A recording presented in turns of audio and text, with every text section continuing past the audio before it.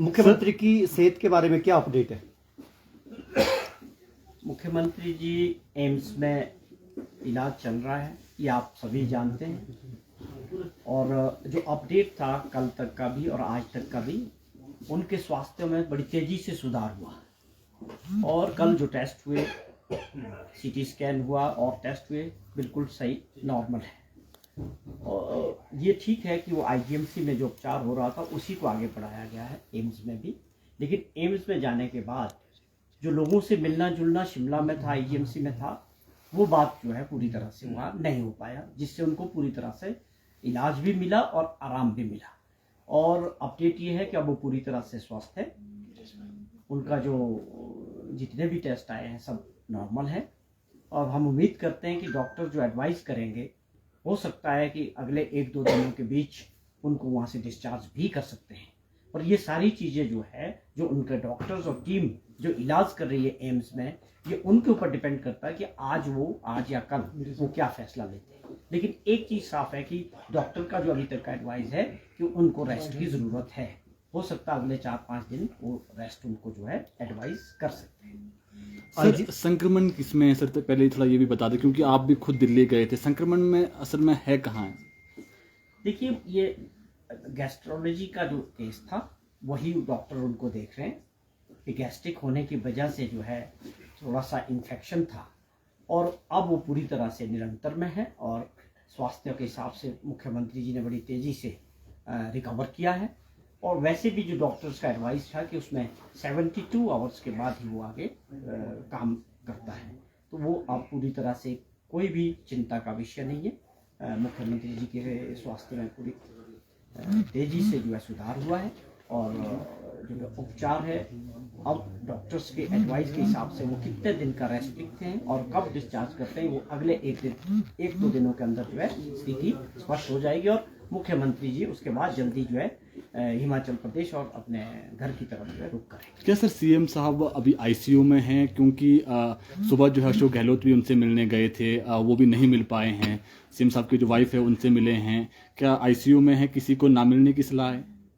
देखिए, मुख्यमंत्री जी जब शिमला से एम्स की तरफ गए थे, तो वो पहले दिन से ही वहाँ का अपना एक सिस्टम है एम्स का, उन्होंने जितना भी उपचार है उस दिन से ही वो आईसीयू में हो रहा है। आईसीयू में होने का मतलब है कि उनका एक प्रोटोकॉल है कि वहाँ किसी भी आदमी को मिलने की मना है। और वो एक बहुत अच्छा है कि आईसीयू में होने की वजह से लगातार मुख्यमंत्री जी को रेस्ट मिला। और उनके उपचार में जो है एक प्रोटोकॉल है कि कब कौन सा टेस्ट होगा, कब कौन सा टेस्ट रिपीट होगा, मॉनिटरिंग कैसे होगी, वो उस लेवल का आप समझ सकते हैं कि एम्स के लेवल का है। और ये आईसीयू में होने का मतलब कुछ नहीं है, ये सिंपल यही है कि हो सकता है इसके ऊपर आज फैसला या आज या कल वो आईसीयू से बाहर भी हो सकते हैं, क्योंकि उनके स्वास्थ्य में पूरी तरह से सुधार हुआ है। क्या उनकी सेहत के बारे में कोई जानकारी छुपाई तो नहीं जा रही? क्योंकि इससे पहले भी सूचना भी आई थी कि मैक्स में भी एडमिट रहे थे। अगर पेट का संक्रमण है तो उसका इलाज क्या आईजीएमसी में सबसे बड़ा एक प्रीमियर इंस्टीट्यूट है, क्या वहाँ संभव नहीं है? These are all rumours, is perfectly all right. तो ये केवल बात जो है आप ये समझें कि लगातार बाहर रहने से, आप मंडी, कुल्लू, बिलासपुर, खाना वाना बाहर होने की वजह से और ज़्यादा एग्जॉस्शन की वजह से, गैस्ट्राइटिस होने की वजह से जो है ये इन्फेक्शन था। और अब वो पूरी तरह से आप ये कह सकते हैं कि ठीक है। बट इसका फैसला जो है जो डॉक्टर्स, जो टीम, वो तय करेगी कब मुख्यमंत्री जी को डिस्चार्ज होना है। तो साहब, क्या एम्स बिलासपुर में भी है? तो थैंक यू। आपका कोई और सवाल है तो बताओ, मैंने पूरी बात क्लियर कर। सर, मेयर डिप्टी मेयर के कुछ जगहों पे चुनाव होने हैं। भाजपा कह रही है कि सरकार लटका के कर रही है ये सारी चीज़ें, क्या कहेंगे? नहीं, भाजपा को तो हर चीज़ में विरोध करना है विपक्ष के नाते, लेकिन सरकार को हर चीज़ को देखना है। कानूनी तौर पे इसके ऊपर राय ली गई है, आगे का रोस्टर तैयार हो रहा है, उस पर काम हो रहा है।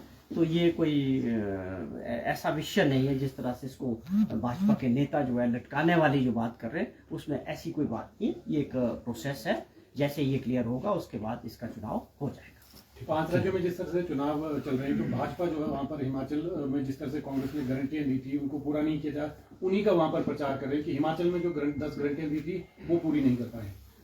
देखिए, भाजपा की अपनी मजबूरी है। भाजपा देश में राज कर रही है, उन राज्यों में भी वो राज कर रही है जहां पर चुनाव हो रहे हैं वहां पर मध्य प्रदेश में उनकी सरकार है, तो उनको उस बात को बताना चाहिए कि भाजपा ने उन राज्यों में क्या दिया लोगों को।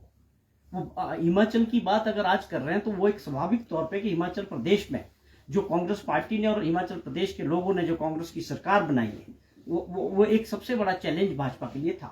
इसका मतलब वो उन चीजों से डर रहे हैं। हमने किया है, ओपीएस को बहाल करने वाली देश के अंदर पहली सरकार बनी, पहली कैबिनेट में किया। 1,36,000 लोगों को आज पेंशन मिल रही है। उस पर सवाल करें भाजपा वाले, बताएं उस पर कुछ बता सकते हैं? एक आदमी को 1700 पेंशन मिलती थी, आज उसको 37,000 पेंशन मिल रही है। क्या इसका जवाब भाजपा के नेताओं के पास है? क्या ये सरकार के फैसले से नहीं हुआ? क्या ये कांग्रेस पार्टी की जो कमिटमेंट थी लोगों से, क्या वो पूरी नहीं हुई? और जितने भी और कमिटमेंट्स है उसके ऊपर सब कमेटीज बन के काम कर रहे हैं। सरकार का काम क्या घोषणा करना नहीं है, जमीनी स्तर के फैसलों को आगे लोगों तक कैसे पहुंचाना है, इसके लिए पूरा एक मैकेनिज्म होता है, सरकार काम करती है। ये केवल मात्र जो है भाजपा का फ्रस्ट्रेशन है कि हिमाचल प्रदेश के मुख्यमंत्री जी ने और सरकार ने जिस प्रकार चाहे आपदा की बात करें उसमें काम किया, चाहे कमिटमेंट्स की बात की। ओपीएस एक बहुत बड़ा फैसला था देश के अंदर।